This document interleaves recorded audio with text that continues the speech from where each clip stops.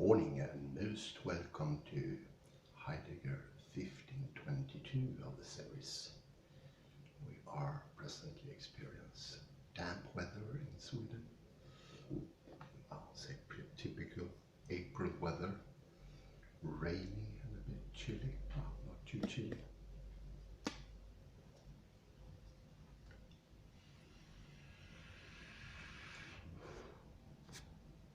With some hope of it clearing up later on.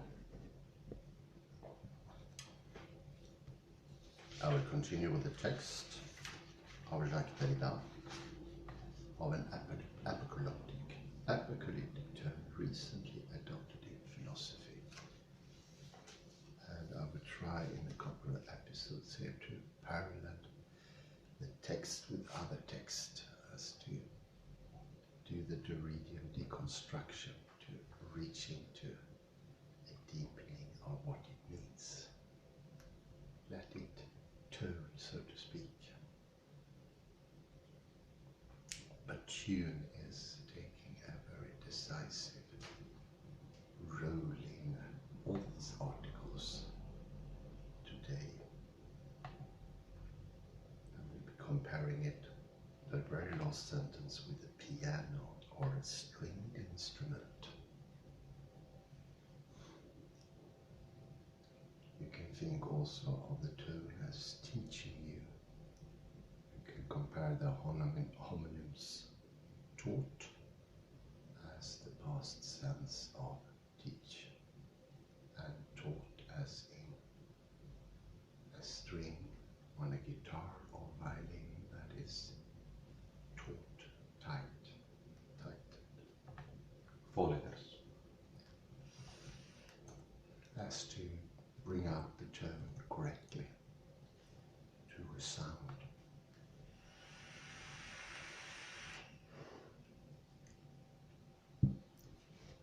I will start a bit down, very hard with paragraphs here. It will be 3, 6, 8, 9, 10. I think it's the 10th line, beginning with this. Page 12. Page 12, thank you. This is currently said of the piano. Speaking of stringed instrument, as you know, piano is also a stringed one. Think about the strings being taught, so as tones can speak to you.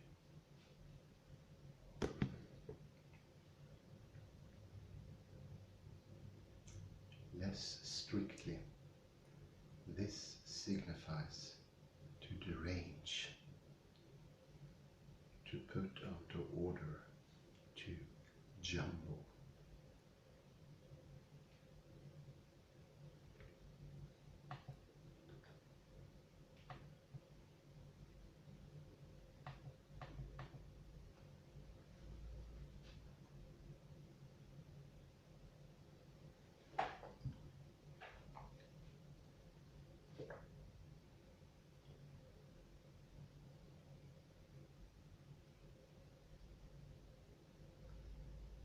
One is deranged.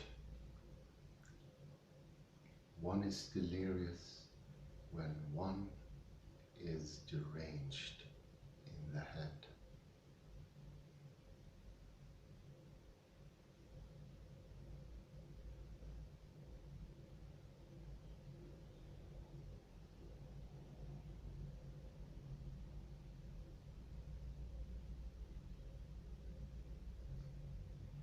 Verstimmung can come to spoil a Stimmung, a pathos, or the humor that then becomes testy.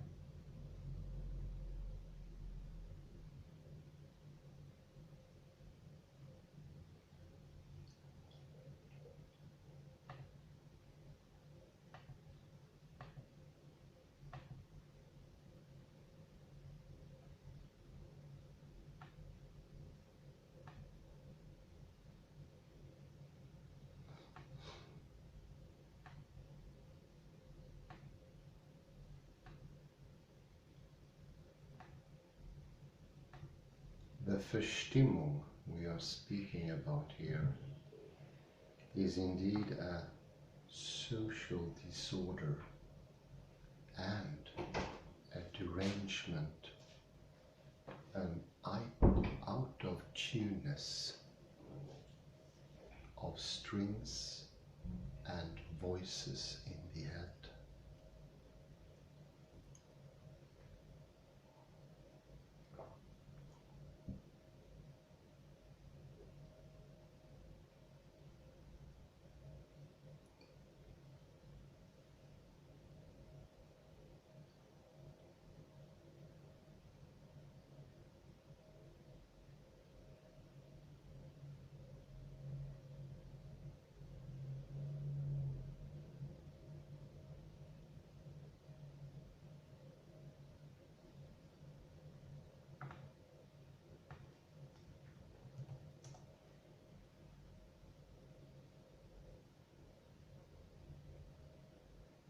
The tone leaps and rises when the voice of the oracle takes you aside, speaks to you in a private code, whispers secrets to you.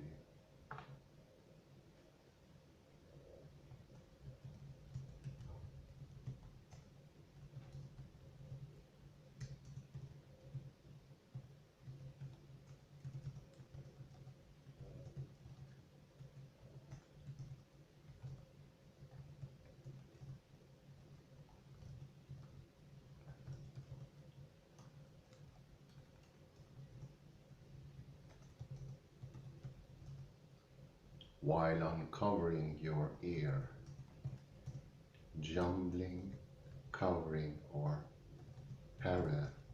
parasitizing the voice of reason that speaks equally in each and maintains the same language for all.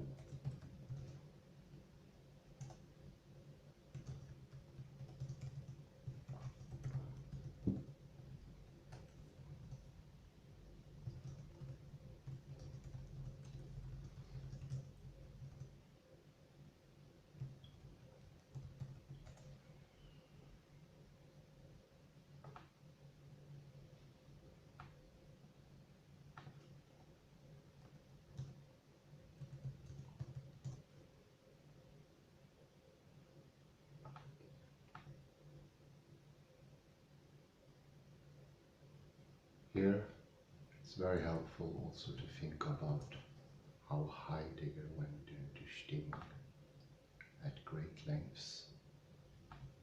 This is here very helpful.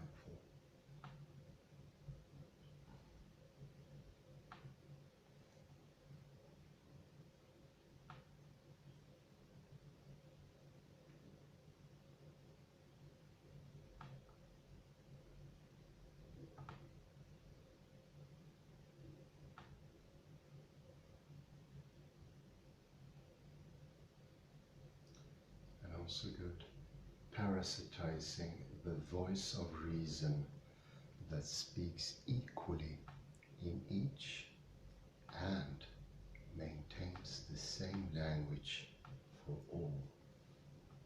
Also very pertinent.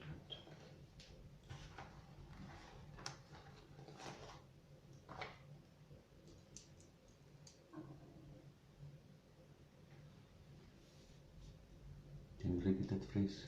Sorry about that. Parasitizing the voice of reason that speaks equally in each and maintains the same language for all.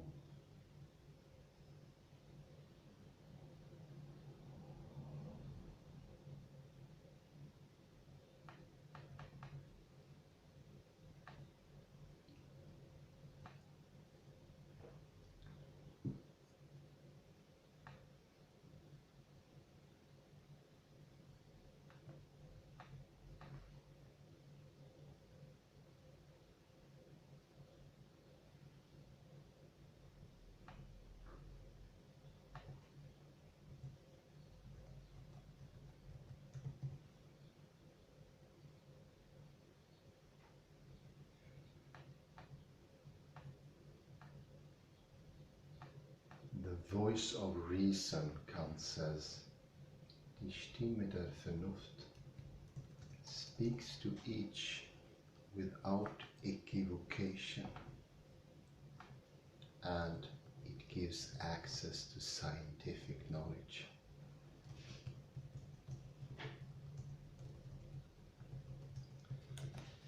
Last sentence to be underlined as well.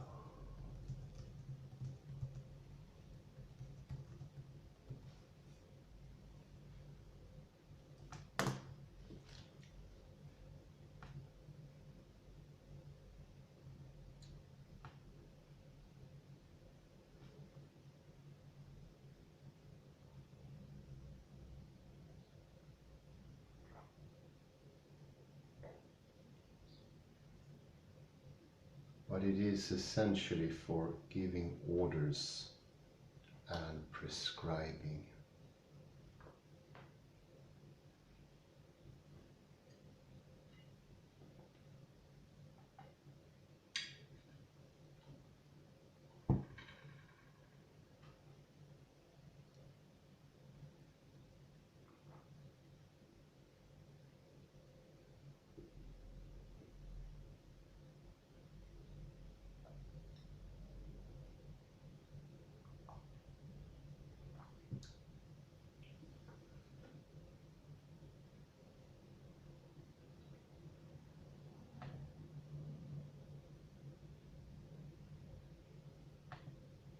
For if we had the time to reconstitute the whole internal and properly Kantian necessity of this address, we would have to go as far as the extreme finesse of the objection made to the mysticos.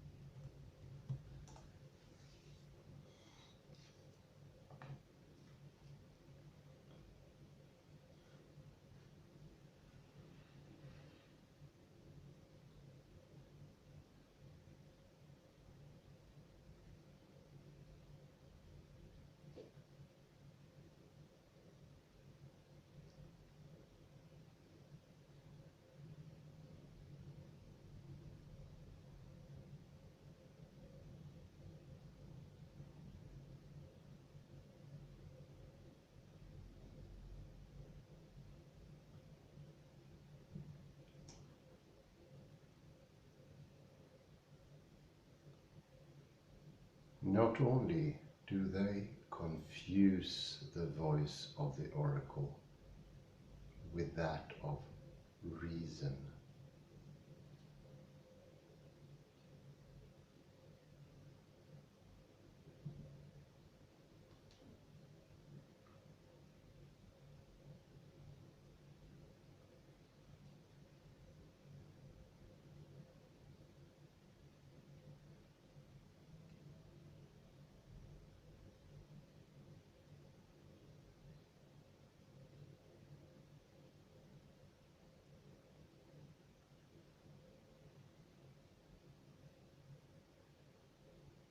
they do not distinguish either between pure speculative reason and pure practical reason.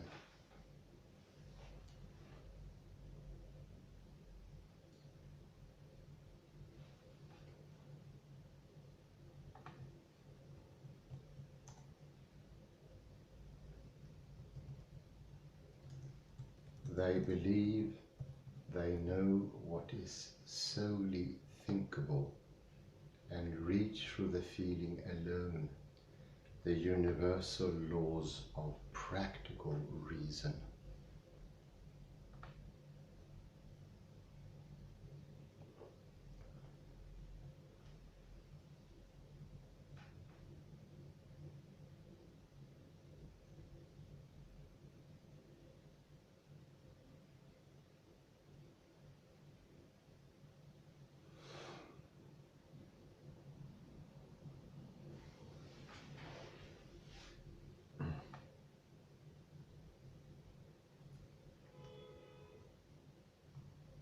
And this is once more the confusion or putting together the oracle and rationality,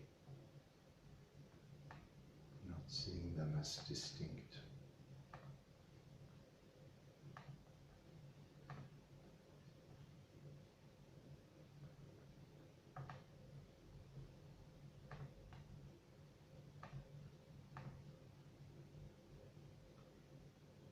So there is a voice of practical reason. It describes nothing. It says nothing describable. It dictates, prescribes, orders.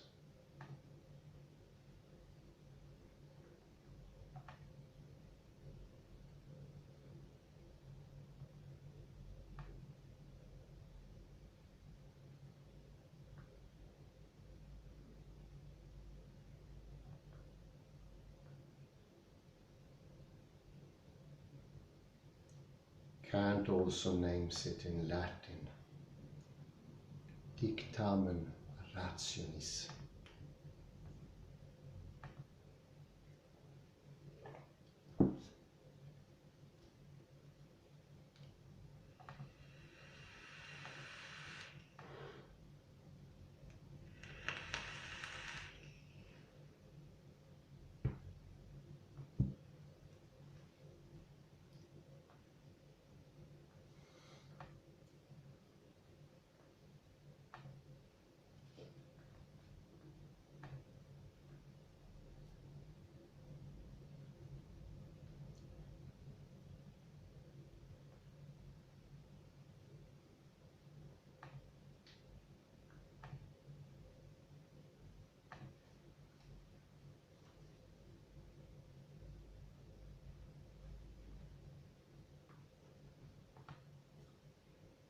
Although it gives rise to autonomy, the law it dictates is as little flexible, as little subject to free interpretation as if it came from the complexity other in me.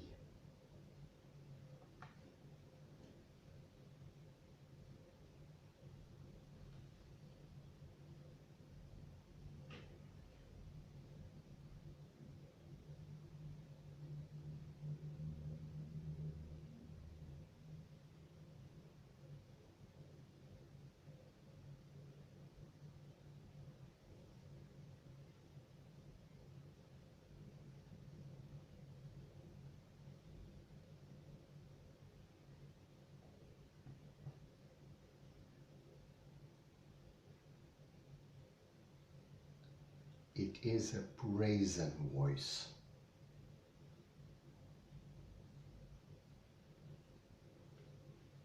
Kant says,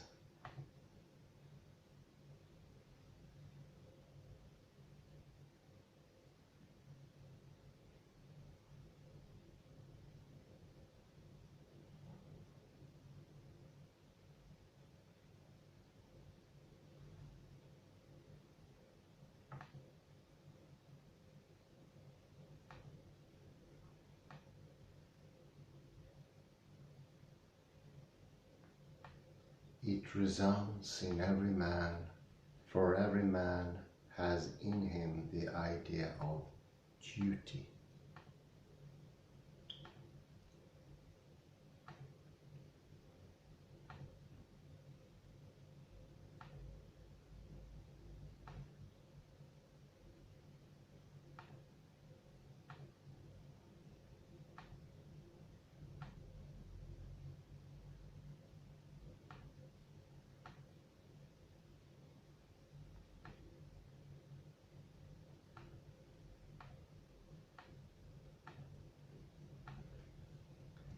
And it resounds rather loud in him. It strikes rather percussively and repercussively.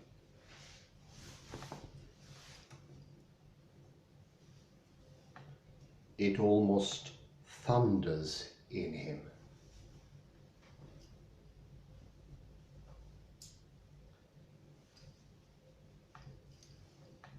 For man trembles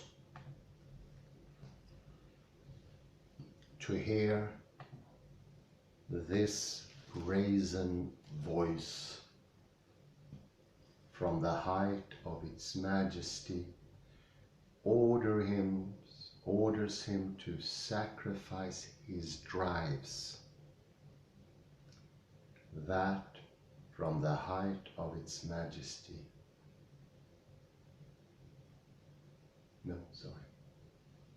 to resist seductions, to forego his desires.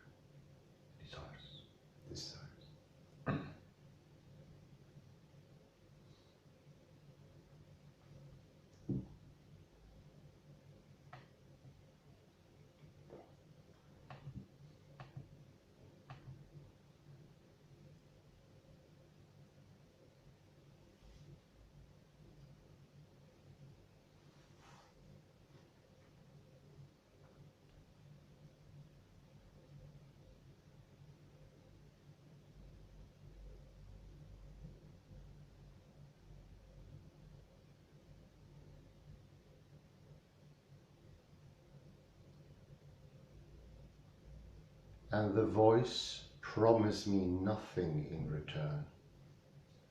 It ensures me no compensation.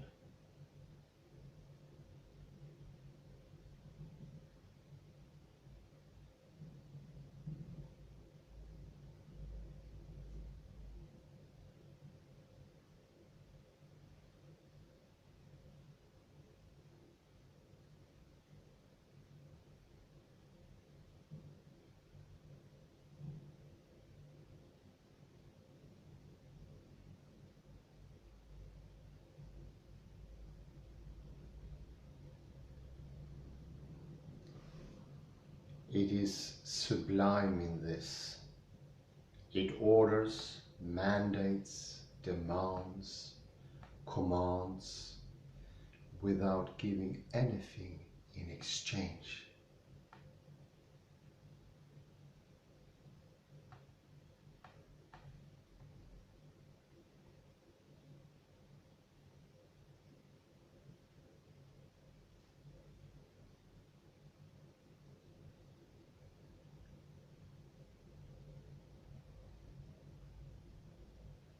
It thunders in me to the point of making me tremble. Remember zitter, as I said before.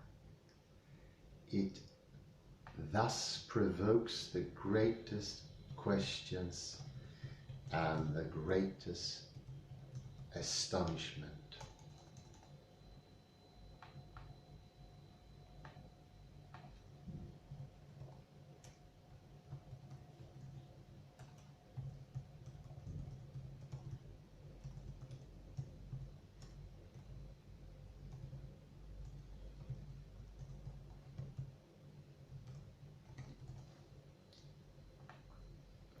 That is the true mystery. Definitely so.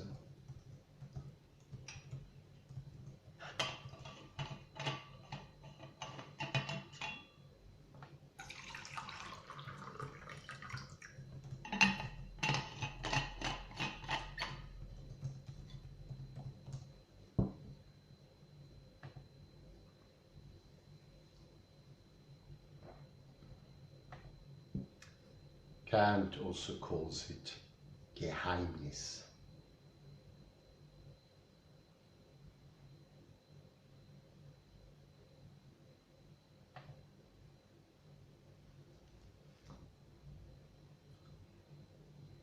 But it is no longer the mystery of the mystagogues.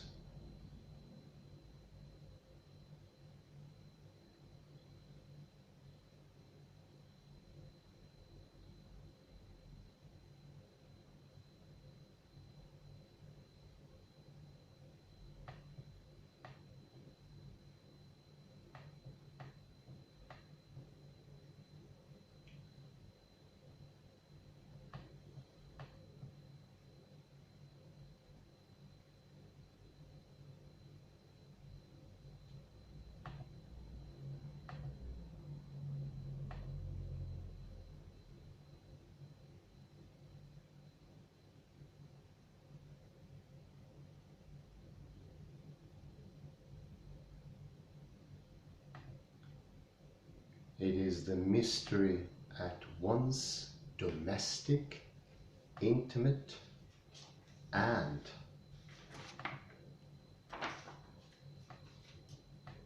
transcendent. The Geheimnis of practical reason, the sublimity of moral laws and moral voice.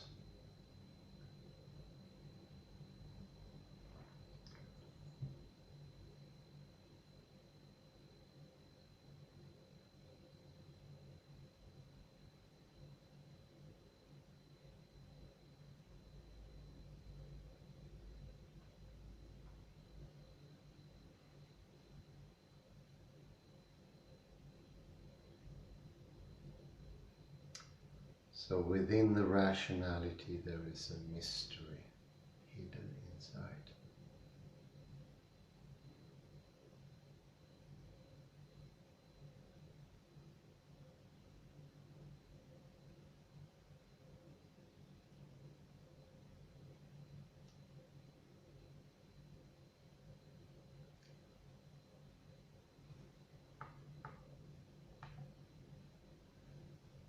The mystagogues fail to recognize that Geheimnis.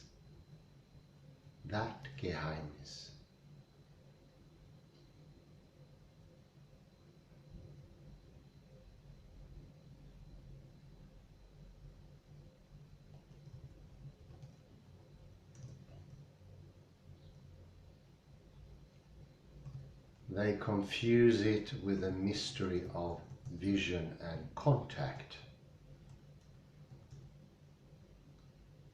whereas the moral law never gives itself to be seen or touched.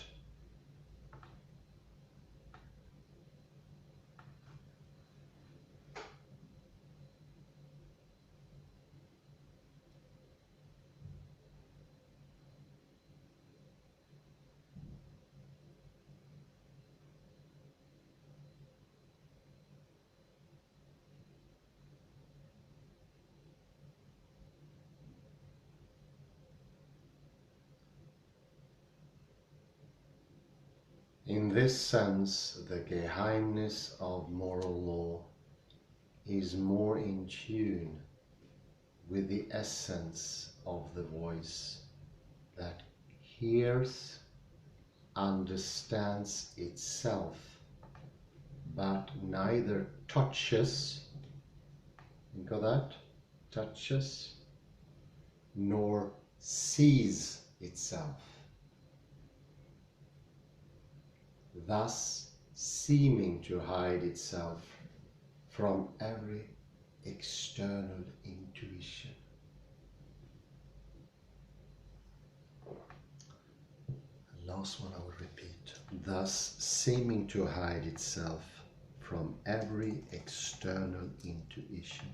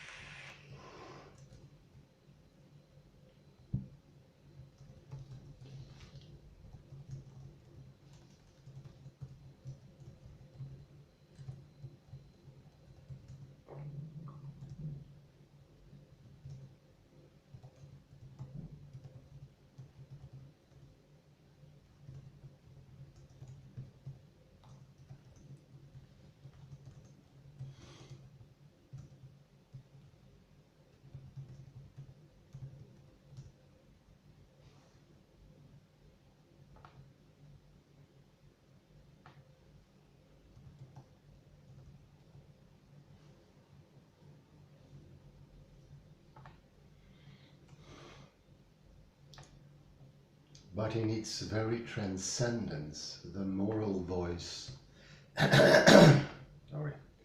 is nearer and thus more auto-effective more autonomous.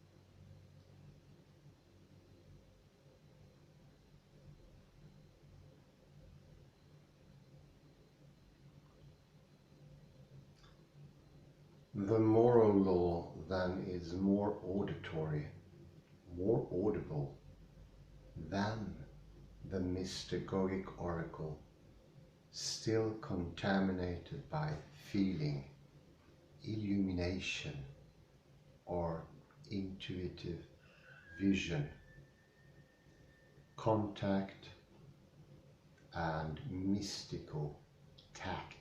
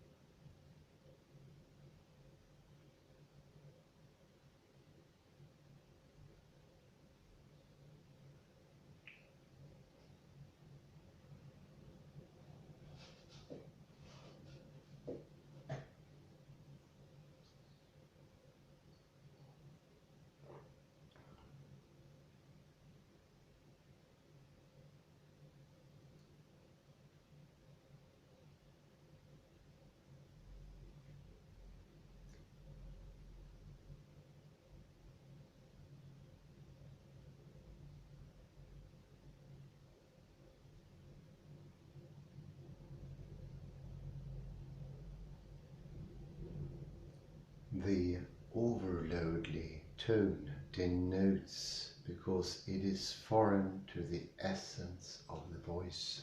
Not denotes, but detones. The overloadly tone denotes because... Detones. No. Tone. Yes, but then, tone, detones. The overloadly tone. Detones. Wait. Tone denotes. Detones. Sorry. Thank you. Detones because it is foreign to the essence of the voice.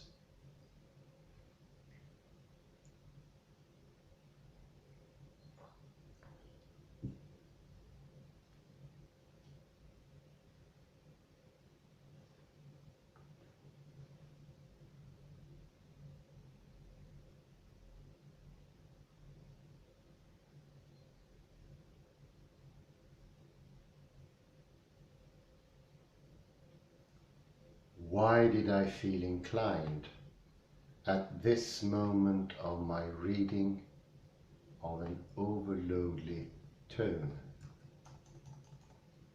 to add this piece to the dossier?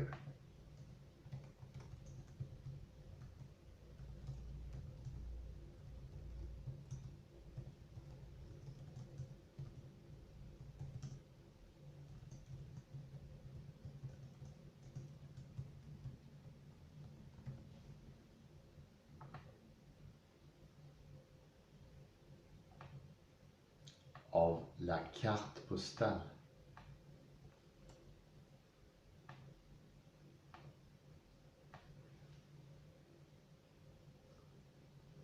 Or again, file it in what is called dossier therein.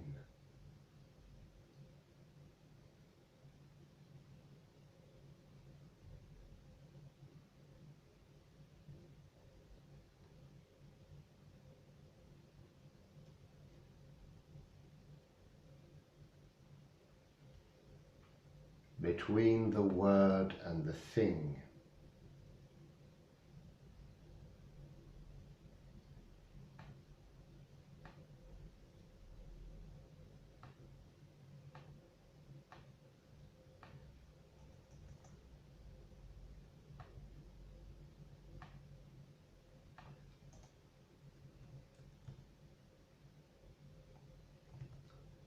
word dozier, packed with all the dose, whose note and syllable punctuate the NY on each page. At Socrates' back and on the back of the postcard.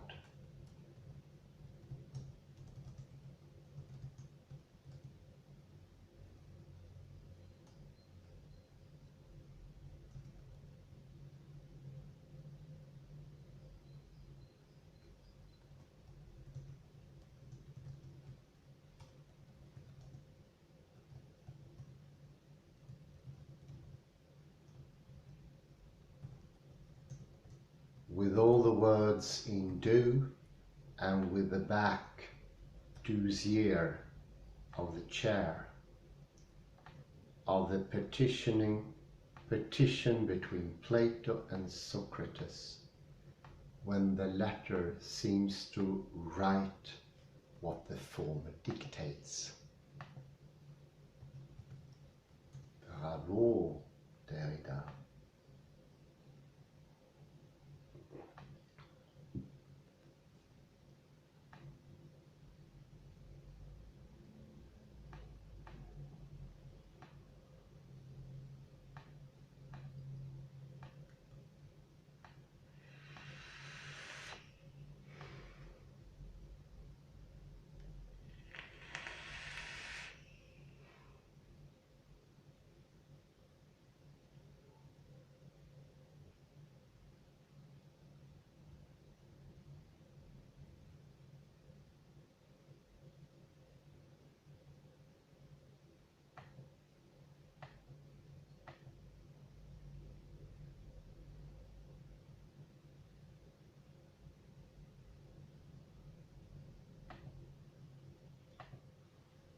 Not only on account of the mixing or changing of tones that would form in this book at once a theme and a manner,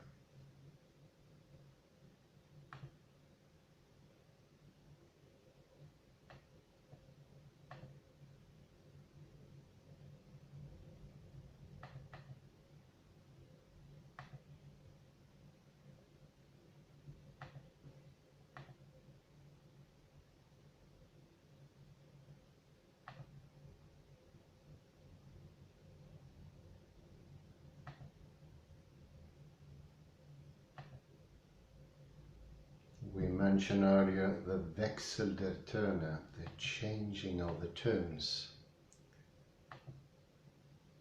And I got an idea here. I said denote instead of detone. It is actually some interesting parallel there. By detoning the language, we make it a signifier. It becomes a token for something else.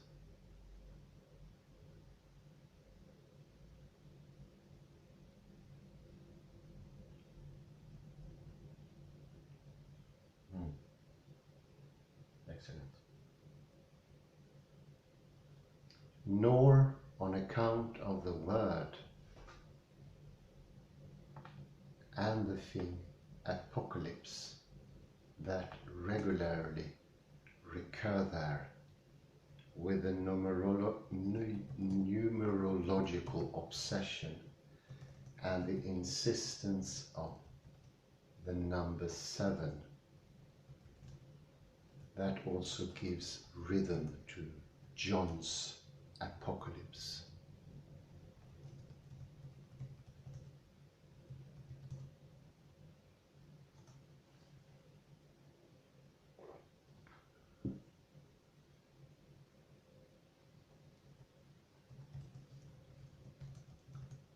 Nor is this the satire of academic philosophy.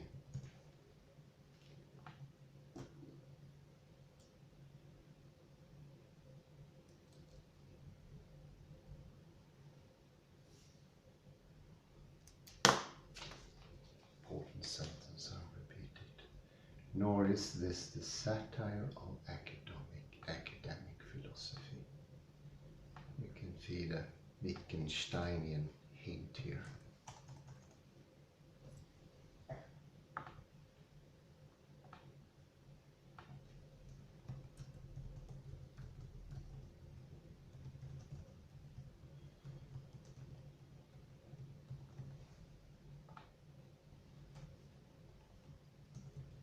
Think of it as words becoming disjunct, no longer with the tone,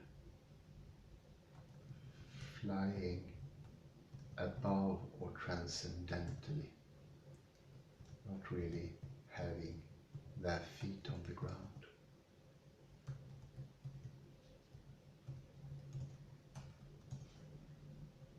This is of course also connected to the apocalyptic idea in Kant that it is the end of philosophy, ends here.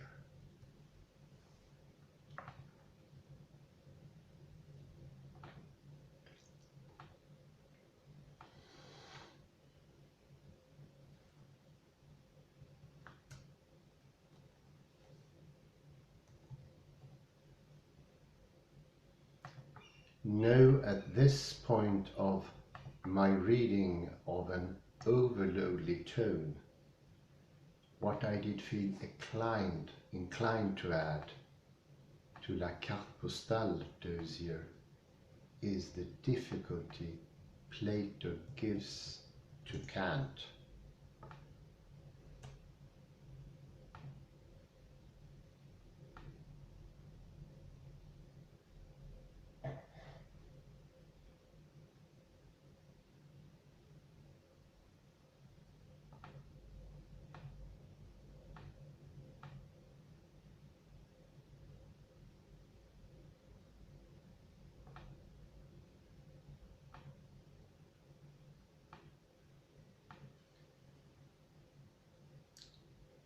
The devilish job Kant gives himself with Plato.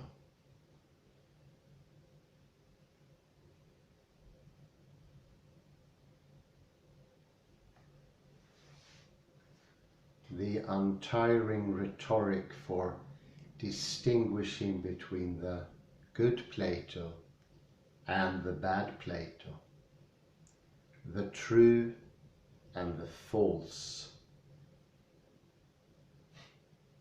His authentic writings and his more or less reliable or apocryphal ones.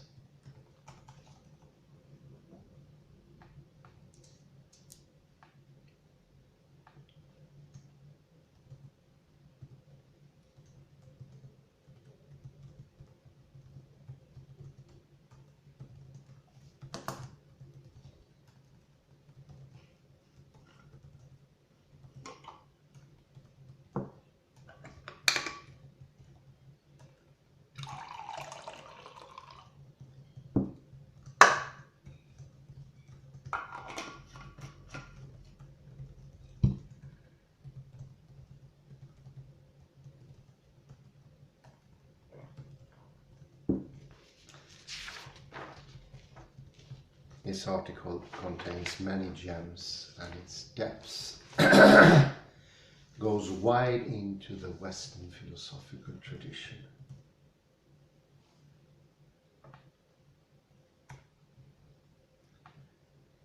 One is the voice of reason in page 12.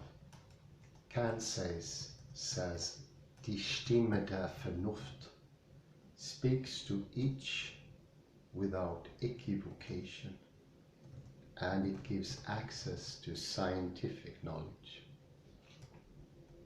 It denotes because it is determined.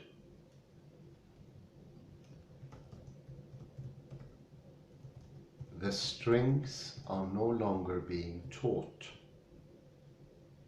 and no one therefore is being taught.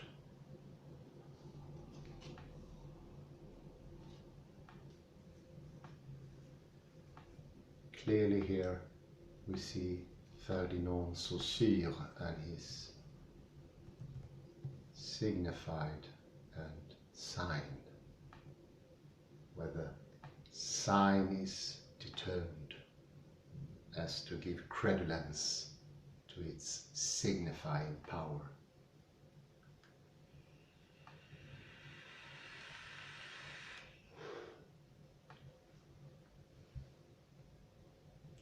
Speaking to everyone without context.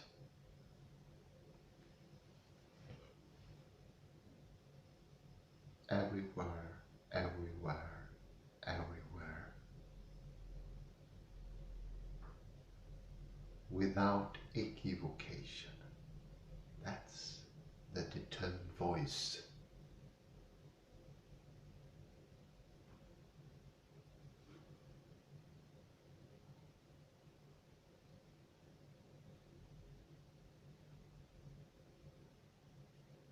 Compare that to the Heideggerian Stimmung.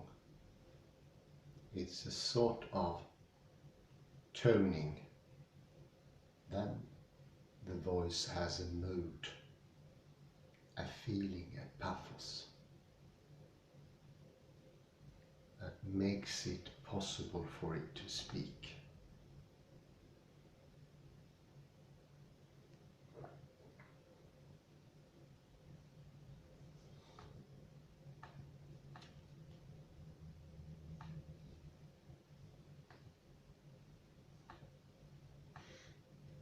One could also say that the detoned voice, denoting, is also giving orders.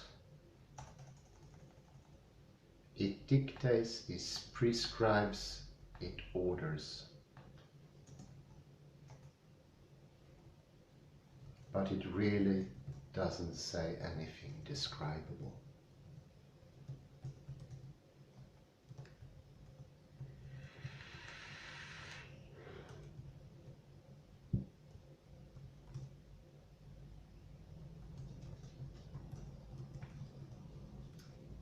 The mystagogues, they forget that there is a geheimnis inside of rationality.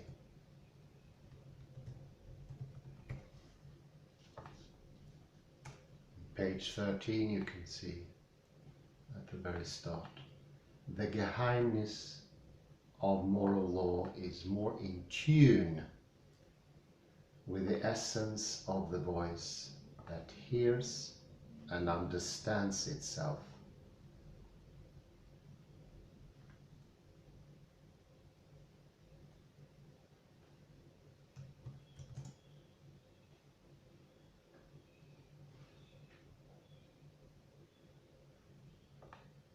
But neither touches nor sees itself, thus seeming to hide itself from every external intuition.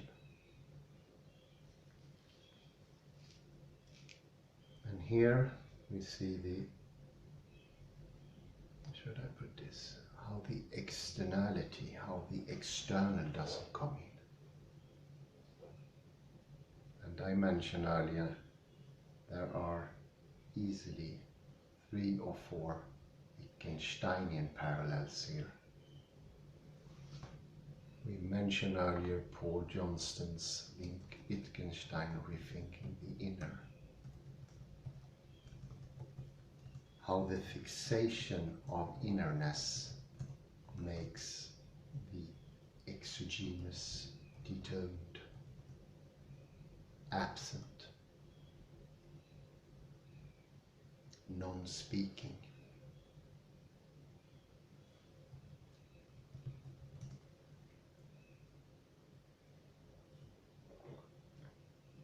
Of course, when we speak, externality is there in the language game.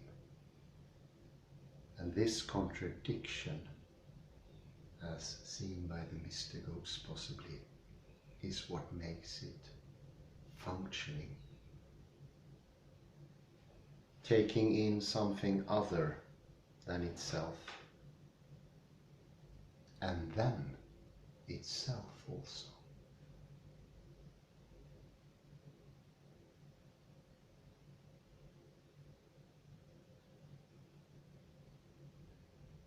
maybe a comment from my dear colleague Kalle here. Perhaps. Let's see, give me a second here.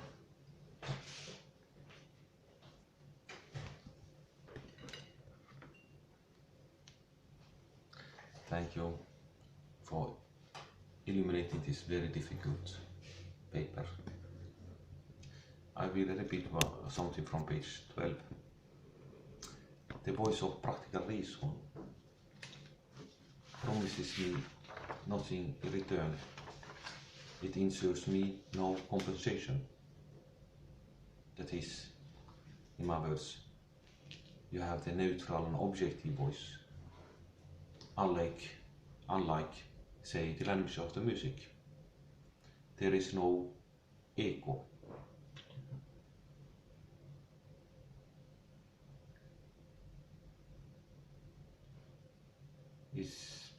This echo, I say, is perhaps one secret to understand Derrida's argument. So in Kant, everything is, the scientific language is without echo, without tone.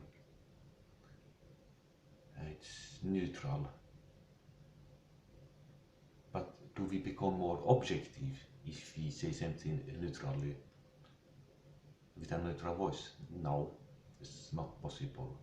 Why would it be objective, and why is the objective something better than the subjective? Everything is automatically subjective also. You cannot, so to say, expel subjectivity of the thing that is touched. So the thing that touches is also the thing that is touched.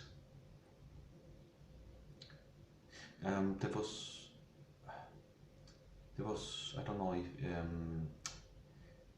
yes, we have to also, when we have German words, Derrida doesn't always translate the German words, we should always perhaps say the English translation if we can. So, Geheimnis is secret. Geheimnis is secret. And we have this phrase, there is a secret in the voice of practical reason. I'm not certain what that means.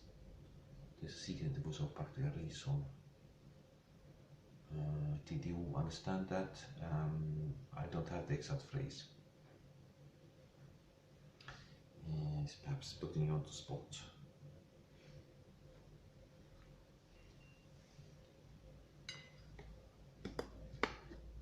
Yes, you are partly putting me on the spot, Kalle.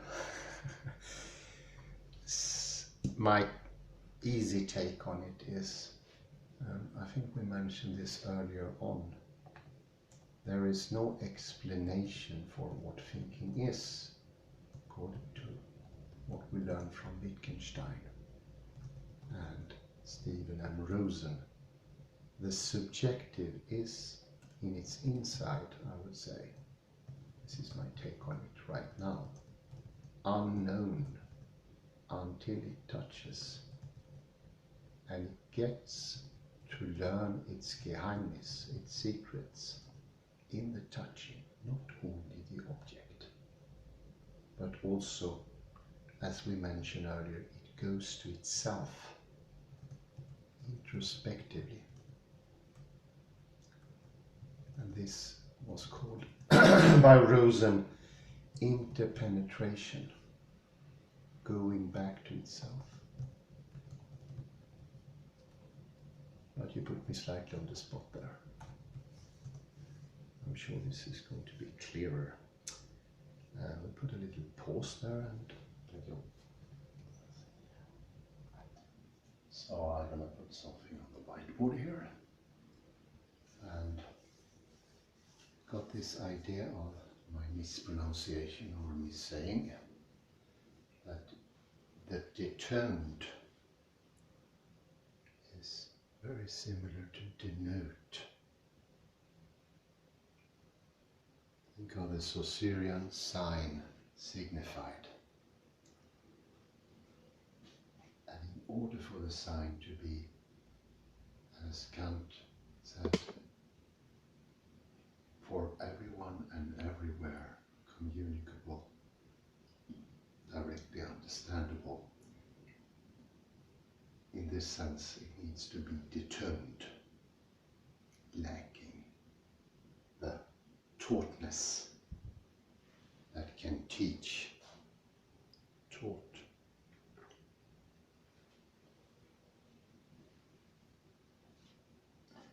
When you have the contradictions of externality or interiority stringed up tautly, you can have sitten, tremble.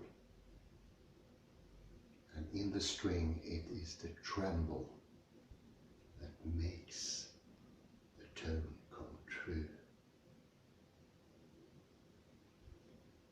Whereas in this example, they are together. There is not tautness, and nothing is taught.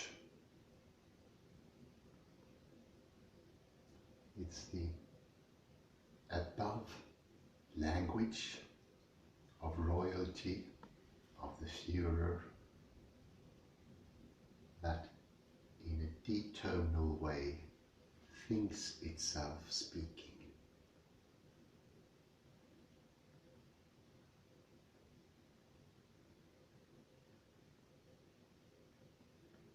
Compare this to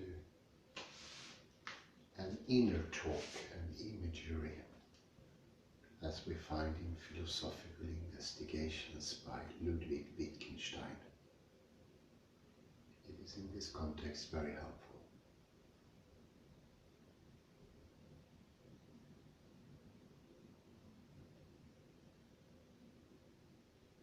The idea that there is an inner speech going on when I perceive or when I think, a sort of toned language going on privately inside of you. It's detoned, and the idea is that this detoned inner speech has the magic ability to denote, to be in the play of sign and signified.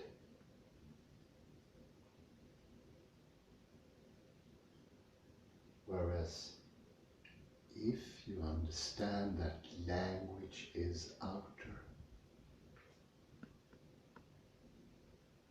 if I ask someone, did you see the man in the pink costume outside the door? I am not looking for his perception. I want to know outwardly if there was a man there or not. This is entering inner and outer.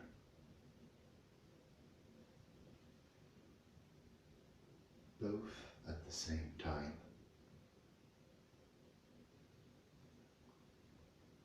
Saussure would have it that we all have objective, so to say, atoned talking inside our heads. And all those inner speeches are in some way functional and similar.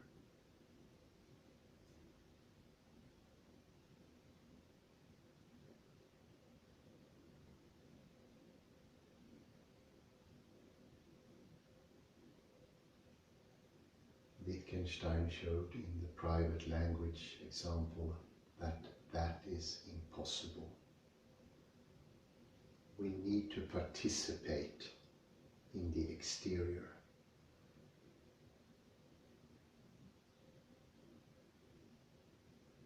And when we do that, we are taking in the contradiction of exogenous, so as the endogenous can come alive.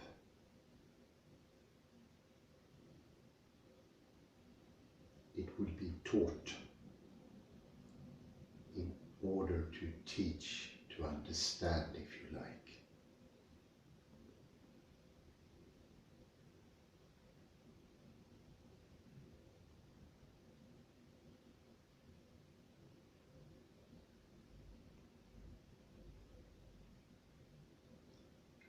up even further, I mentioned it briefly. Stephen M. Rosen, of the interpenetrative subject going into the outwardness, the contained, in order to find the contained in the containing, a movement. This is Zitten. It's an action. It's most definitely alive. Whereas this is, as we said in 1521, a nullification. It becomes just an academic voice, was mentioned in the article, in the essay. Comment from Kalle, and I will continue to read. See, I'm happy with this one. Thank you. So we have here the dichotomy, reason and passion. And on the side of reason, we usually put the tone and the note, as you excellently pointed out. So the scientific language wants to be depersonalized, detoned. But that is not possible. And there is one key word for this, it's echo, or tone itself. Because if you, let's say that you want to say this scientific language in the third, often in the third person, but you cannot, if you say one sentence, you cannot understand it if you don't have this echo tone, because when you arrive at the very last word in the sentence, you have already forgotten the first word. That is, therefore, there is no bitty language, so-called no bitty language, because you always have this tone, this fractal time, as we have from Susie Frobel. So echo and tone is necessary, because there in scientific objective language never possible. Even you put it third person or kill the subject, because the tone, because otherwise you would have forgotten what the sentence is about, since we arrived at the last word. You have then forgotten the first word without this tone or the echo. Even if you read it, you need to repeat it with your inner ear. I love this, this is great insights, Hans. But there was one thing that I didn't agree with you, Hans. It's a detail, but so you mentioned the Führer, Hitler, and you said he speaks with,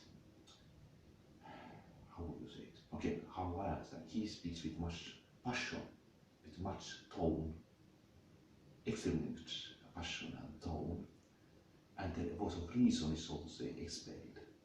Okay, there is some reason also, because he was saying, let's build this Volkswagen, let's build this road scheme job to Germans. So there was some reason too, but it was more like tone. Had extremely much tone and passion, and this was like this Wagner opera. So there is a lot of passion, but this you need balance, so to say. You need also compassion. So compassion was also the explained. So if we, let's say we have this dichotomization, passion, we should not forget about the compassion. So you said we could place Hitler's speeches like here on this side, but then you don't have any compassion there.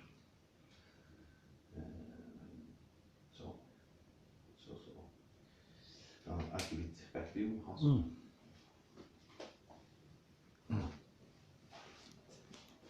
Very good, Kalle,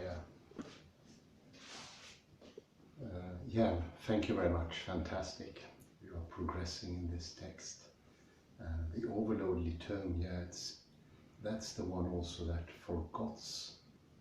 forgets that there is a Geheimnis, and maybe the Führer or the Il Duce, who is like a general, overlordly person, forgets that in everyday understanding there is a Geheimnis, a passion, and he or she or the tendency is inducing too much and making for an imbalance, as you said.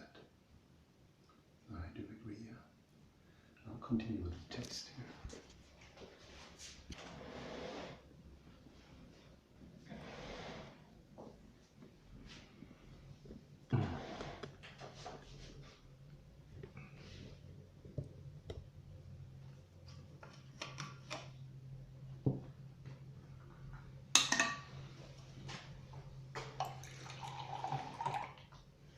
Also good with Susie Frobel. Yeah, it's a fractality that reads off.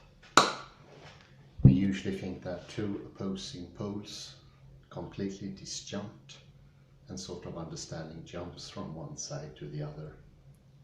But Susie Frobel said that, and also Mark Starlov, that there is the fractality of subjectivity and objectivity that understands.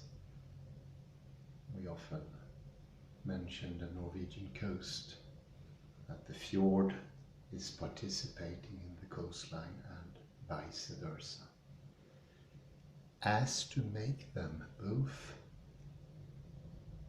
participating to make the tone, but also distinct at the same time. Distinctness also comes from this participatory movement.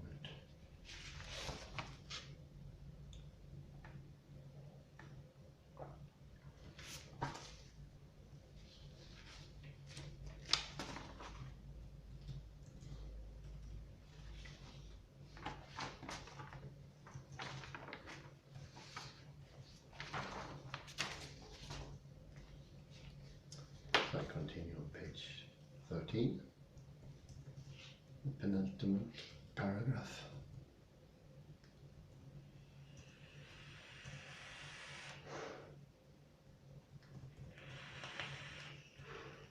Speaking of participating, do not forget your sitting bones when you're listening to this. Or if you're standing, that you are taking the grounding. You need to be grounded to understand this.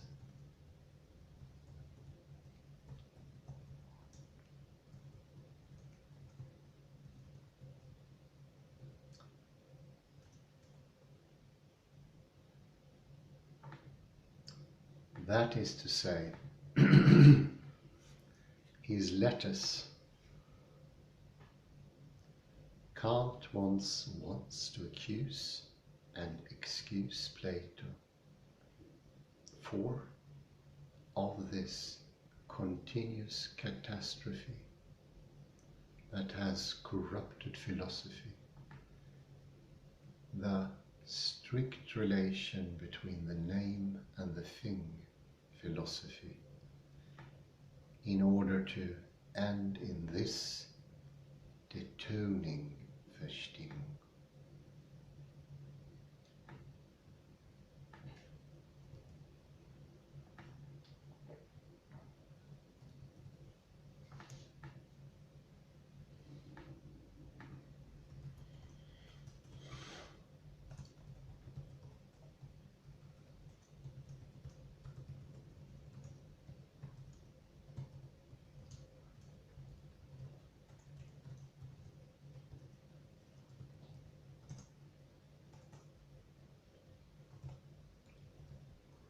He wants to accuse and excuse him for of delirium in philosophy.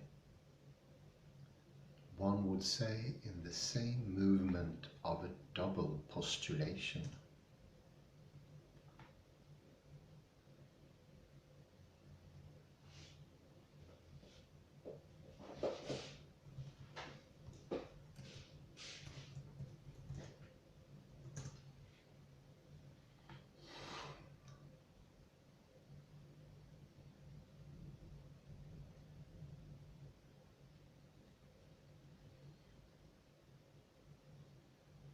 double bind again of filiation.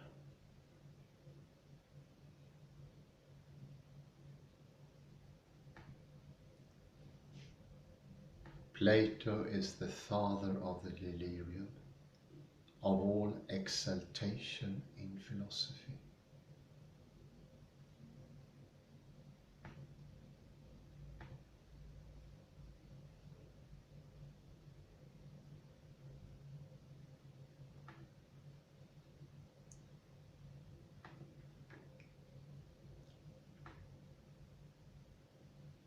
Do we notice this sentence? Plato is the father of the delirium, of all exaltation in philosophy, but without it having been his fault. And that is very important. It's a bit similar to Newton.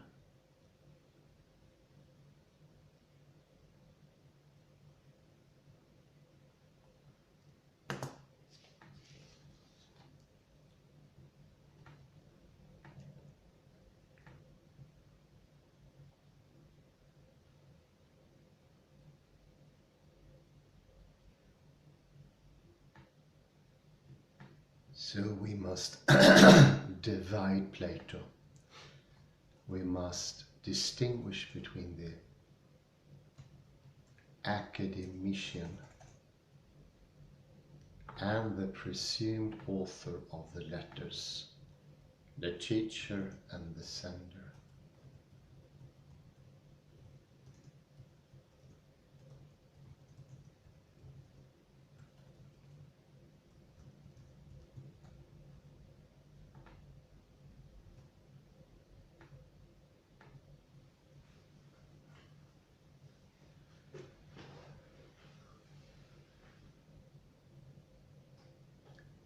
Thus Plato the academician was, without it being his fault, for he used his intellectual intuitions only regressively in order to explain the possibility of a synthetic a priori knowledge.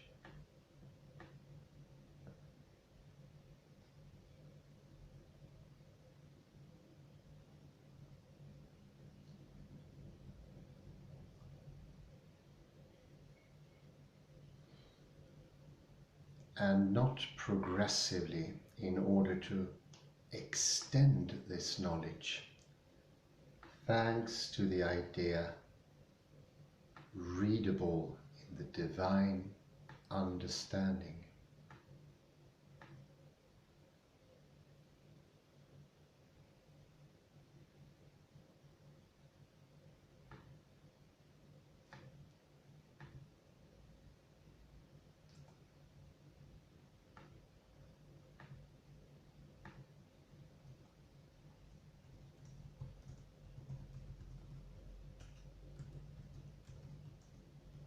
The father of all exaltation in philosophy.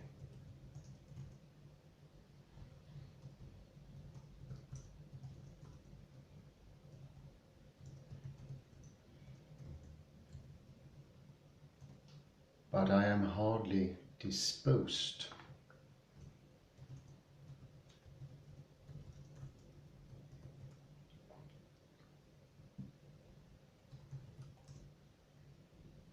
to confuse with this Plato that of the letters,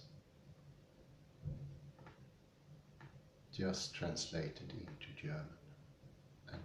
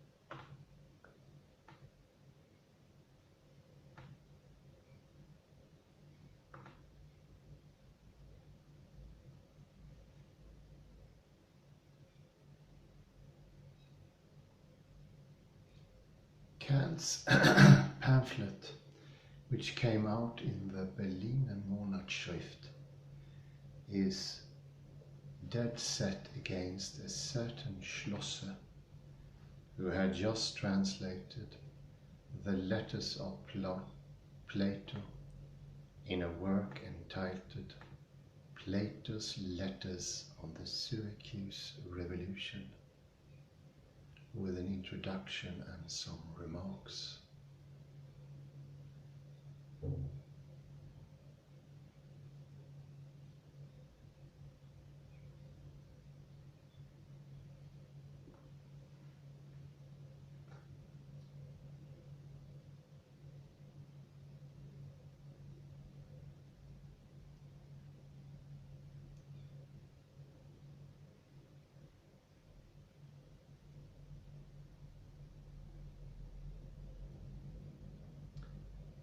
Kant seems to denounce Schlosser directly when he appeals to Plato and certain of his so-called esoteric doctrines.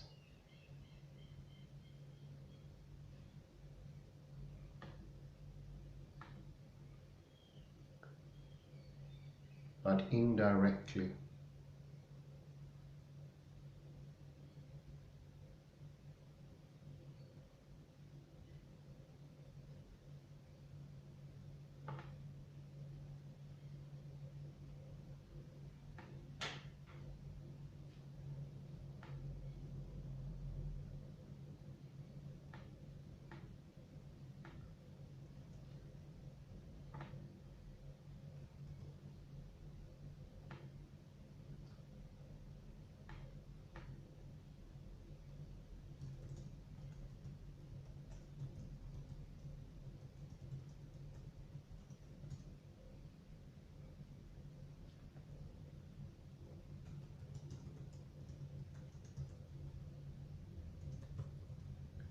we know he wants to get at Jacobi.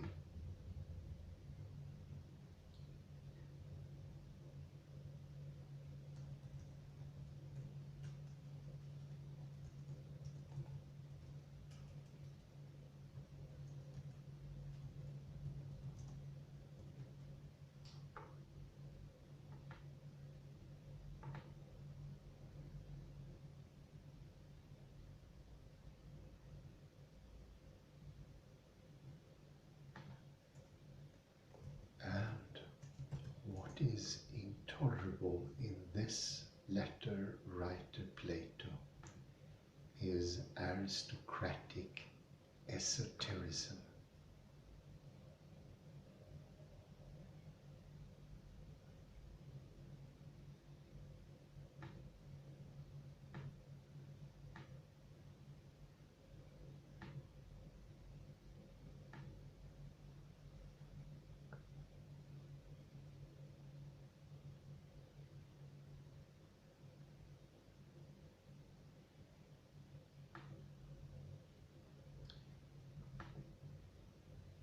Kant cites that letter recommending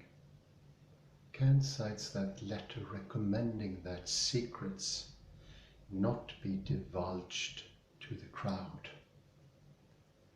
A cryptophilia combined with a mystical interpretation of mathematics.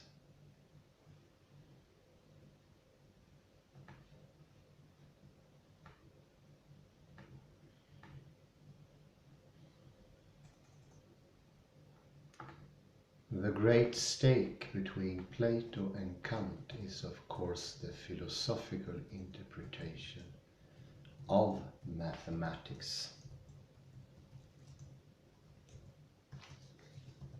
Also important pointer here.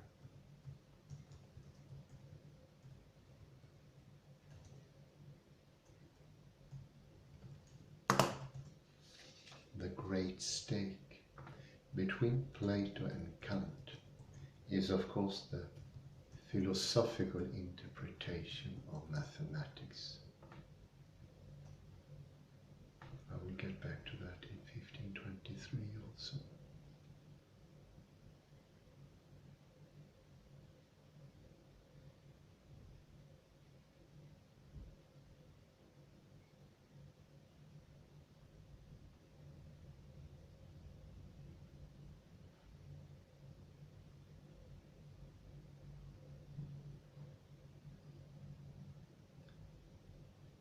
Plato enchanted by geometric figures.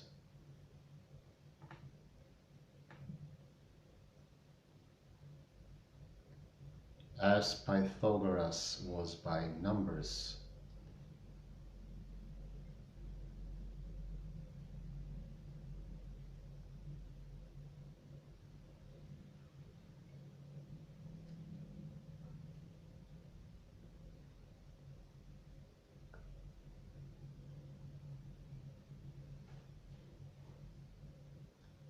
Would have done nothing but have a presentiment of the problematic of the a priori synthesis.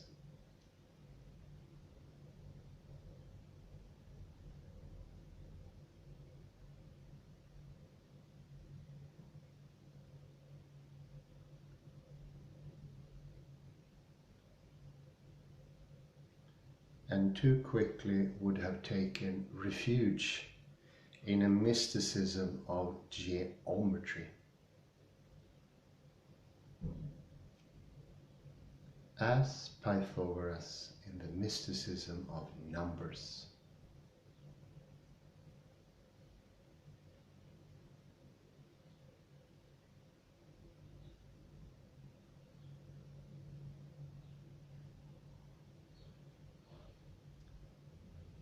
And this mathematizing mysticism, this idolatry of figures and numbers, always goes hand in hand with the phenomena of sects, cryptopolitics, indeed superstitious theophany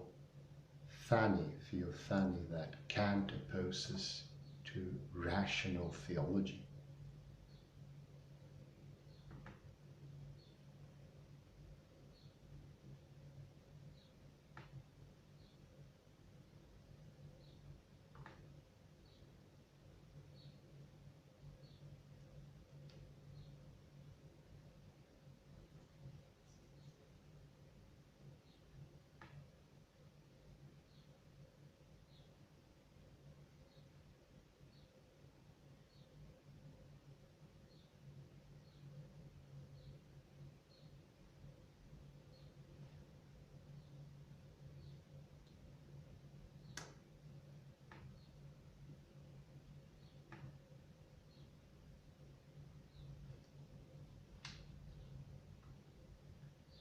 Numerology, mystic illumination, theophanic vision, all that indeed belongs to the apocalyptic world.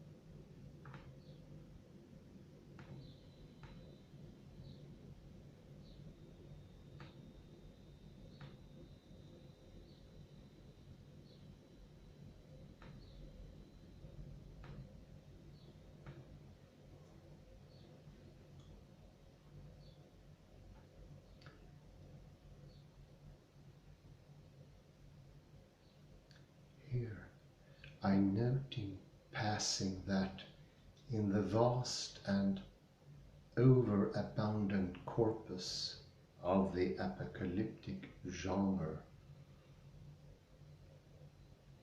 from the Persian and Zoroastrian heritage up to the very numerous and Jewish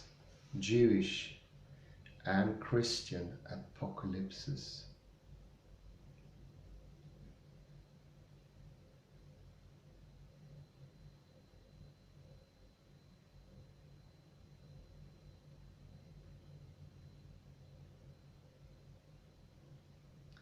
the experts often inscribe this or that text of Plato especially the myth of air in the Republic.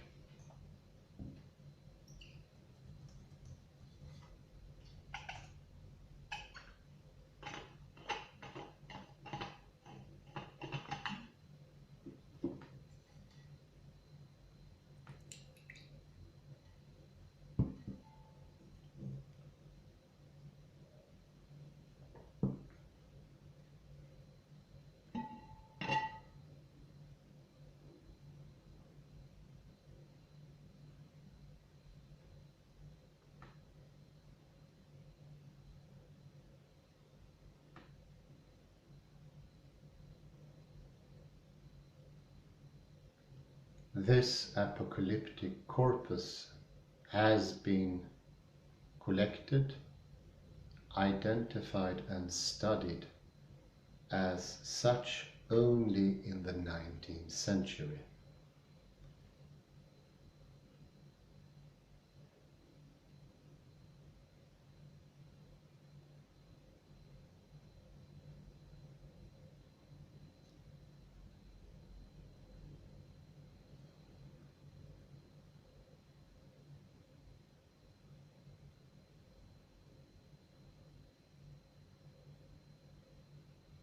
Kant never names the apocalypse in this text, but he does make 3 years earlier a brief allusion to it between parentheses in Religion Within the Limits of Reason Alone.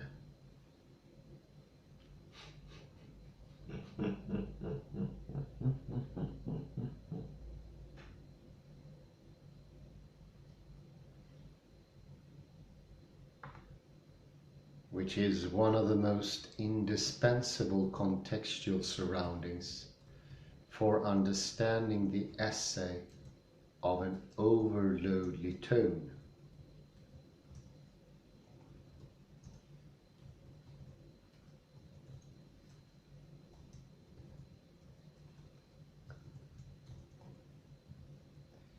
In this parenthesis, the apocalypse is invoked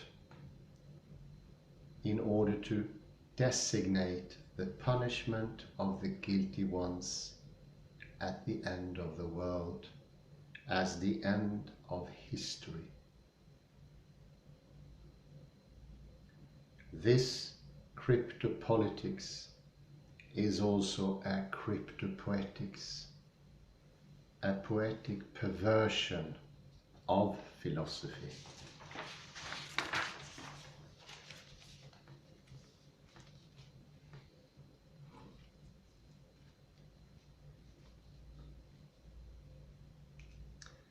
And it is again a matter of the veil and of castration.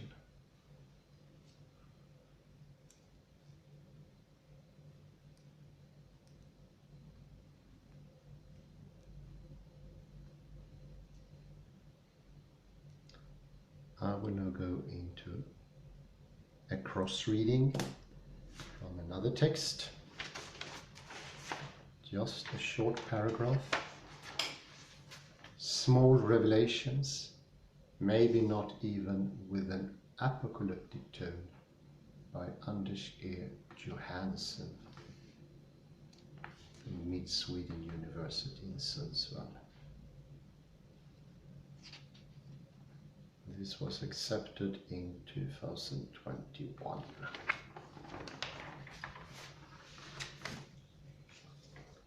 On page 6, the second paragraph.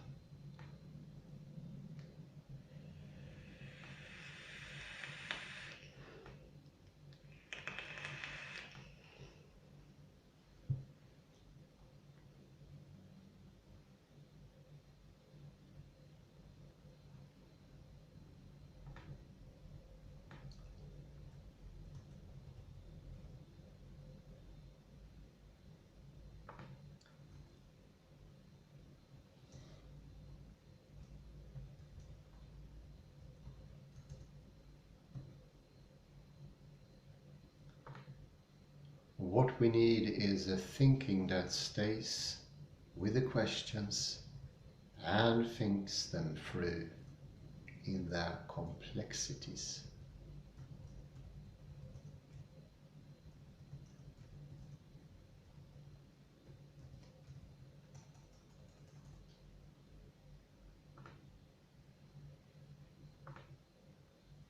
The near may then be far-fetched, even when it is close by.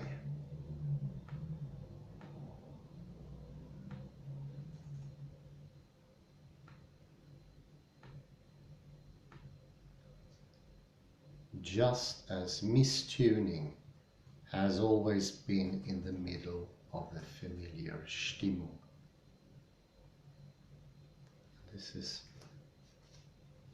sort of a key take from Johansson. Mistuning is always in the middle of familiar Stimmung, or the toned.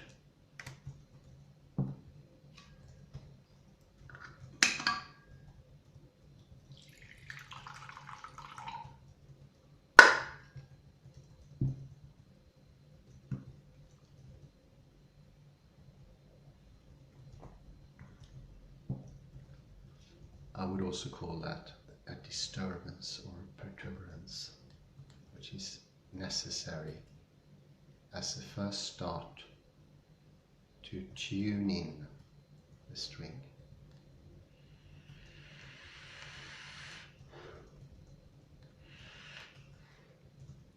It will not be tuned in without mistuning.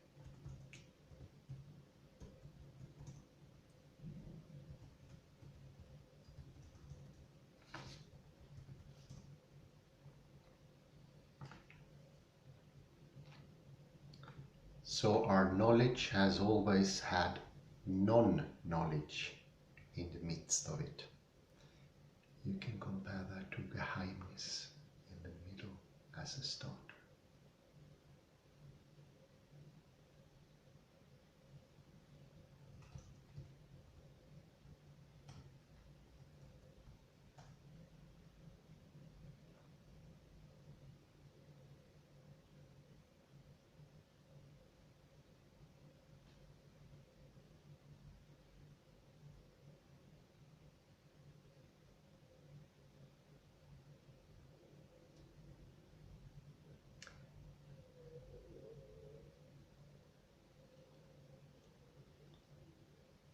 We have never been modern, have never been in control, as you might remember from Bruno Latour.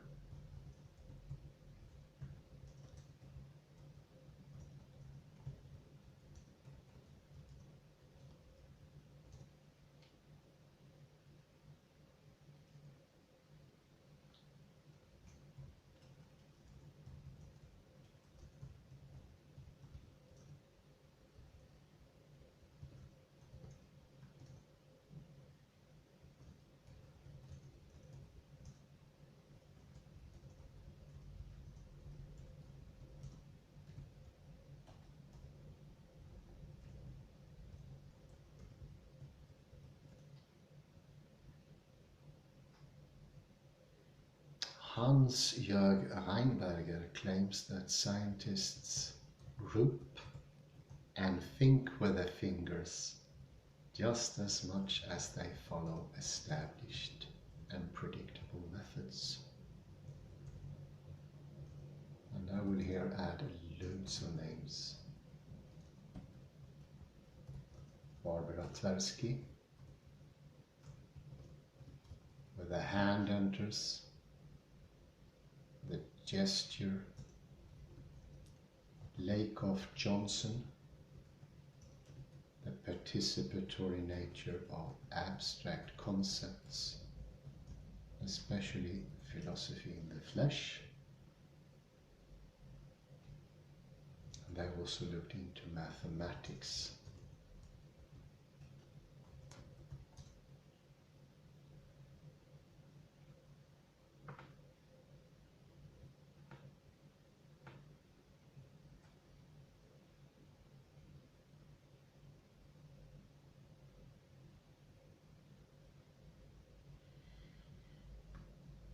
When scientistic mystagogies claim to know what is right in advance a priori, they stand for ideological mystifications that have very little to do with how knowledge is actually formed. It's taught, it's learned, not through determined language, but from toned language happenings.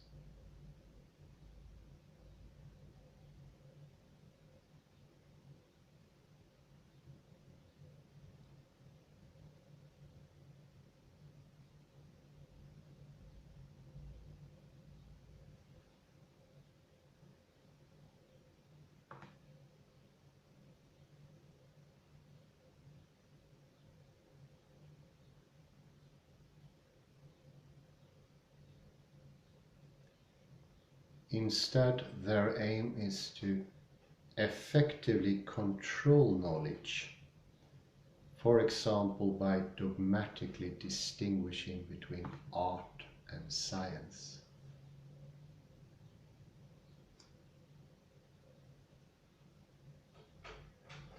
These are the overlordly voices that speak high above, downwards towards us.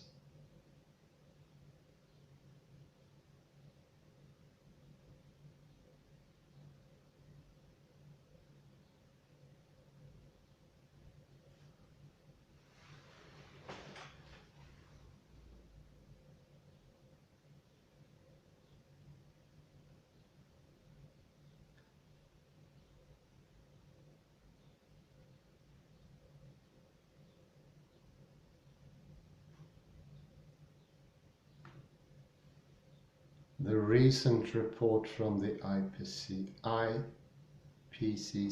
an institute, on the other hand, shows that we must be open to far-fetched connections, following Lautrémont's famous call to also pay attention to relations,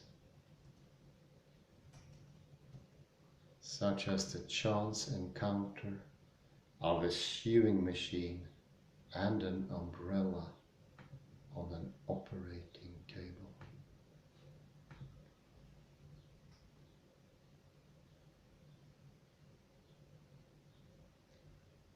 We must carefully follow connections we did not expect.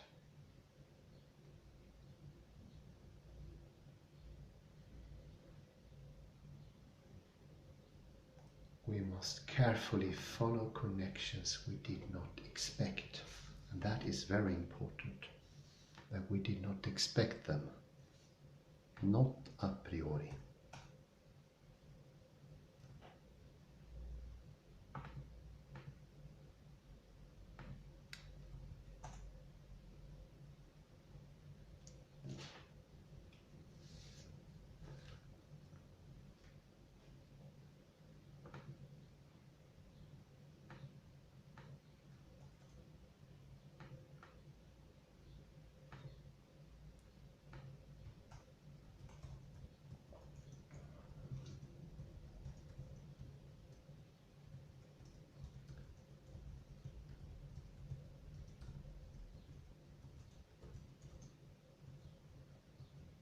Small or spooky and large, such as Morton's hyperobjects, far-fetched and very nearby.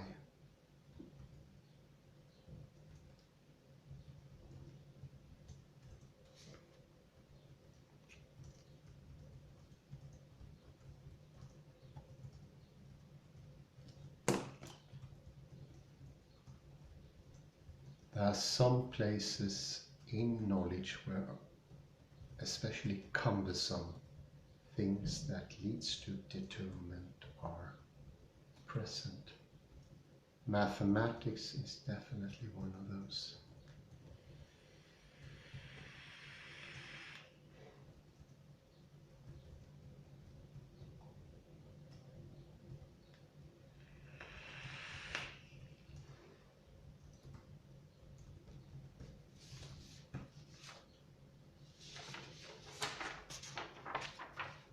can say briefly that it's so much easier, even easier to fall into the trap that mathematics has nothing to do with the outside than even with language.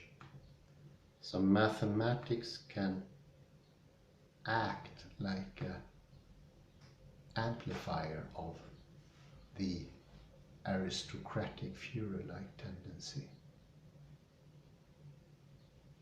I will get back to that in next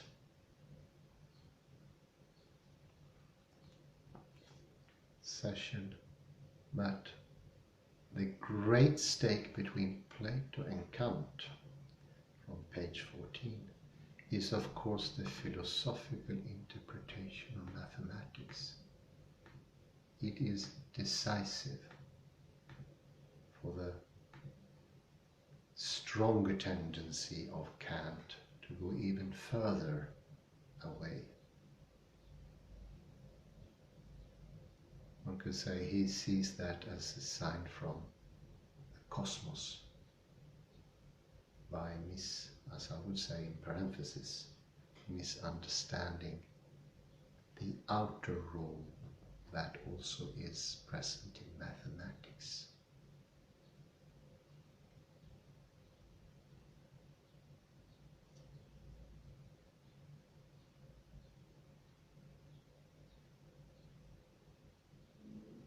For Kant, mathematics is existing a priori.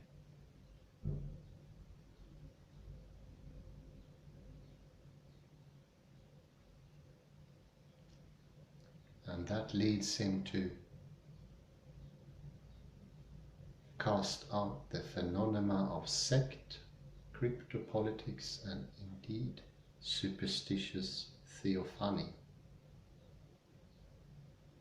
that Kant opposes to rational theology.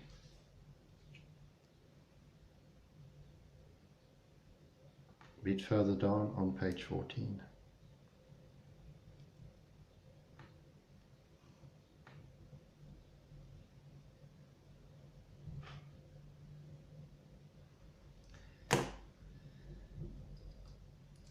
I think Wittgenstein and Heidegger had realized how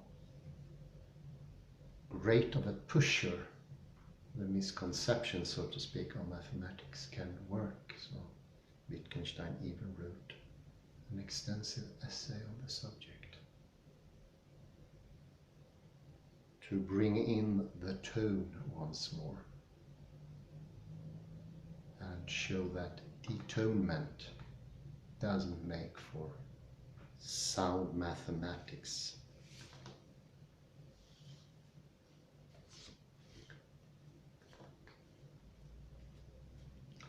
And of course, the apocalyptic tendency in Kant that philosophy is finished with him is strengthened by mathematics and of course science.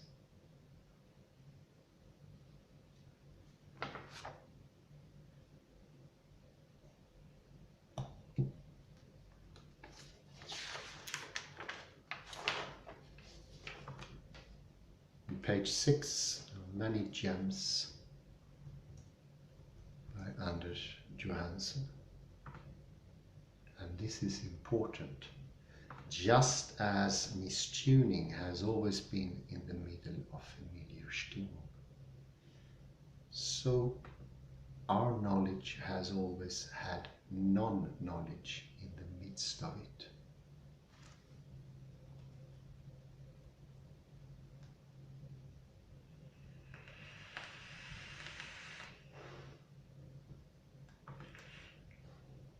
Many times holds true for mathematics.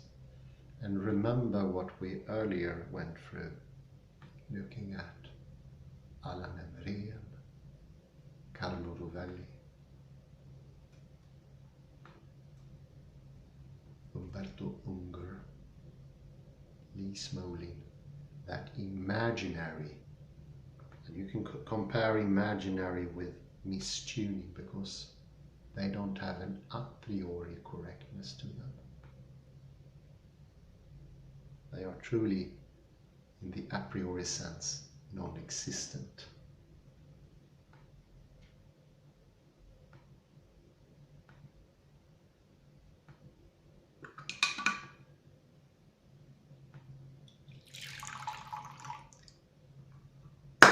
What does the a priori block out? Well, further down on the page, read one gem sentence. We must carefully follow connections we did not expect. A priori blocks out the unexpected, which is at the very core, actually, of life, language, and happening.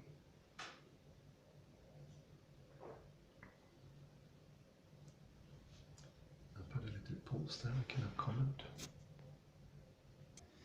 So what Derrida is pointing to here is the important battle between Plato and Kant here when it comes to mathematics. And those are important, as you could say, sort of strange attractor that attract one to the idea of the determined thinking. They are pushers, and therefore they need to be examined carefully. I would say that maybe in modern world, as Bruno Latour has understood, they are the greatest pushers to the idea of modernity. And then the whole idea of the determined inner speech is settled.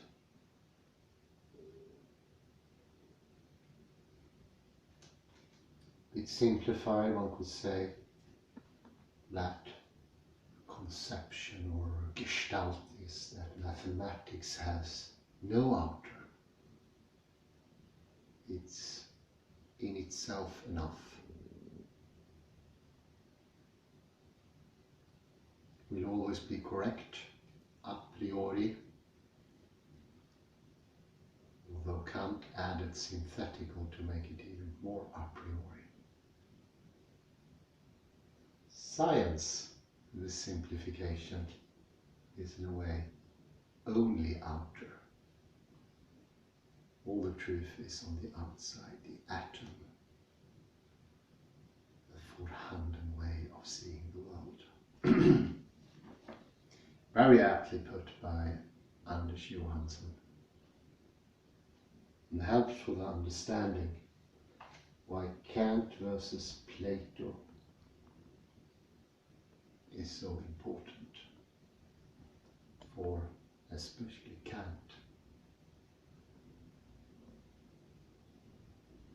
And how it leads him to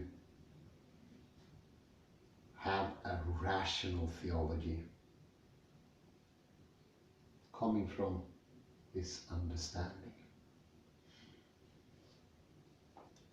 But mistuning is always in the midst of everything, and it's not a bad thing, just the opposite.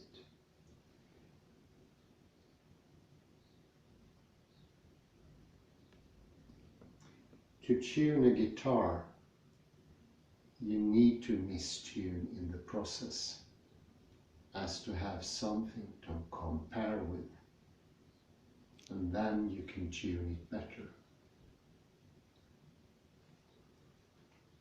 This is a much truer depiction of how mathematics and science work.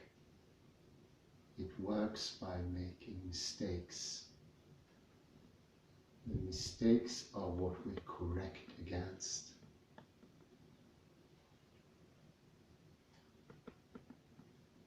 I know a tuner of guitars, and he says there is no such thing as a direct tuning of a guitar.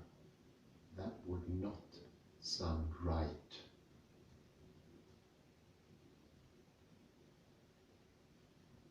And as you can see, unexpected disappears from the vision of Kant. everything is at the outset decided.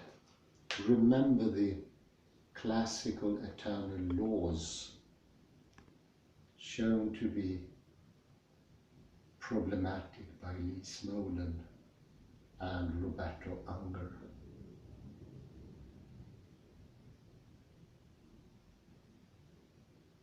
And of course, philosophers of science as Paul Feyerabend and Sir Karl Popper, who shows that falsification is the most important process in science. Not truthification.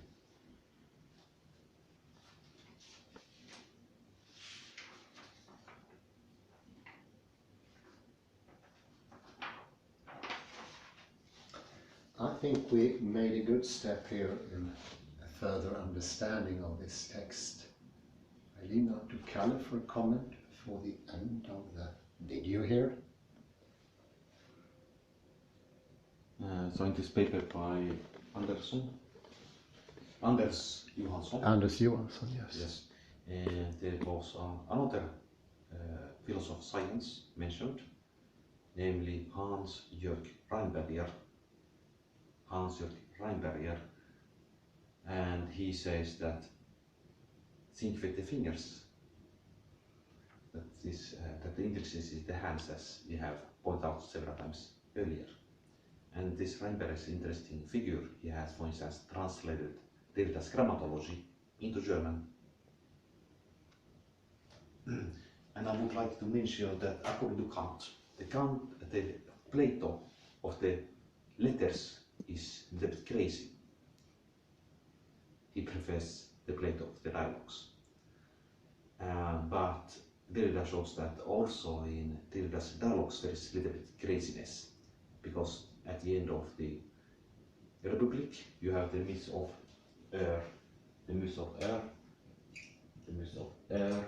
and in this here you have the unjust are punished in an afterlife.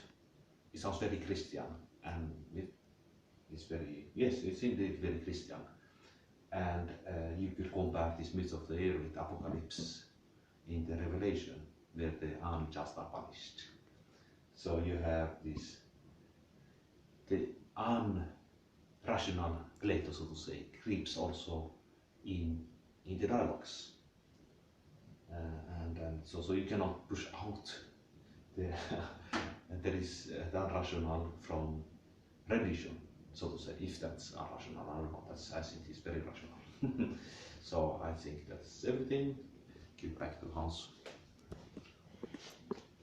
Yes, another German speaking is of course Paul Feyerabend, who was working together with scientists in the doings of quantum mechanics, electromagnetism, and he emphasized all the time the handwork.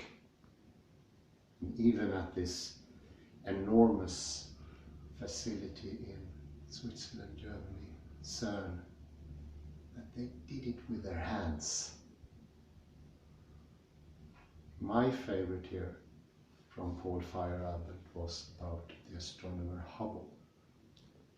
Without his enormous skills with his hands, he could have not done his astrophysics. To see through the telescope needed accurate, incredibly complex hand movements, very, very fine. And with his telescope, it is doubted that it can be done today. You see, we are still participating in the world.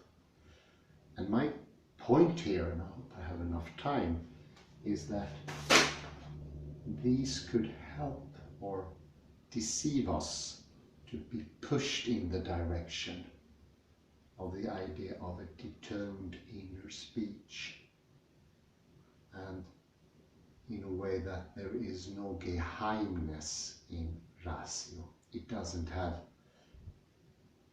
the Stimmung, as Heidegger would say. It is moodless doesn't have a Stimmung. It's not an attitude. And that could block both the subjective and the objective, both hands. And there, Feierabend and Popper could all agree. We lose both hands. We lose the thing taught. Without the tautness, without there being a fault in this. Remember from chaos theory, without disturbances, we do not get stability. That's 100% sure. I say thank you very much and have a very pleasant morning. Bye bye for now. Thank you.